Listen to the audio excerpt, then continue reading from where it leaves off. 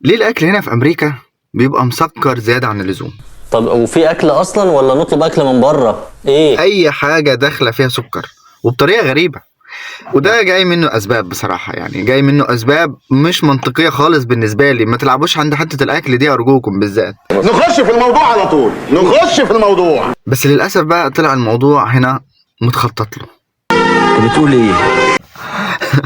مش عارف ليه وانا بقول متخطط له دي، حسيت ان انا بقول حاجة كده اللي هو خلينا جد شوية. السكر بيخلي الناس تاكل اكتر من غير ما تاخد بالها، ودي دراسات. يعني انا للأسف بقول لكم كلام انا مش مقتنع بيه من جوايا، بس ده كلام حقيقي.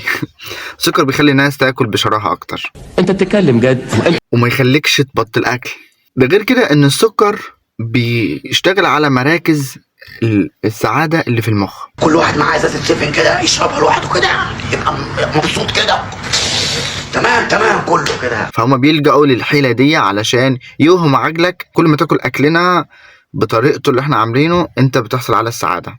النقطة التانية هنا مطاعم الفاست فود منتشرة في كل الولايات، ومش مطعم واحد ولا اتنين، دي بآلاف المطاعم، أعداد ما تتخيلهاش. في منطقتك بس، مش هقول في الولاية، في منطقتك بس بتلاقي فرع واتنين وعشرة من شركة واحدة، ما بالك باقي الشركات. يعني هنا المطاعم كلها حواليك وانت تروح بقى بتستسهل، مش عايز تعمل اكل في البيت فبتستسهل، فهم بيشدوك بالطريقه اللي زي كده. في سبب تاني انا يعني مستغرب له بصراحه. انت لما بتيجي بتاخد الصدمه دي، بتاخد صدمه الاكل مختلف واكل مصر. طبعا اكل مصر لا يعلى عليه، يعني اكتر حاجه مفتقدها في الغربه الاكل المصري.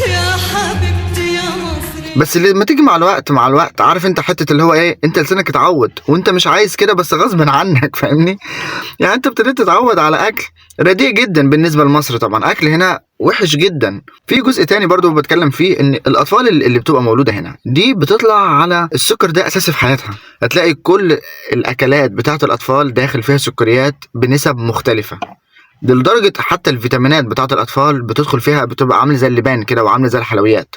90% من أكل الأطفال هنا بيدخل فيها حلويات بطريقة غير مباشرة. تلاقي الطفل طالع هو خلاص عقله منجذب للسكريات بطريقة كبيرة قوي، فبالنسبة له دي يعني حاجة أساسية بقت في حياته. فالمفارقة بقى اللي ما بيننا واللي مصر متميزة جدا فيها دي، في مصر احنا بناكل السكر في الحلويات بس، في التورته، في الجاتو، في الكيكه. في امريكا بيحط السكر في الاكل كله، فانت بتاكل السكر في اي اكل انت بتاكله. انت عمال ترغي من الصبح لما صدعتنا. قولوا لنا بقى في التعليقات، هل لو انت في امريكا هيفرق معاك موضوع الاكل ده وان السكريات بطريقه صعبه كده موجوده هنا، ولا يا باشا انت مش هيفرق معاك الكلام ده خالص وانت اخر حاجه بتفكر فيها الاكل؟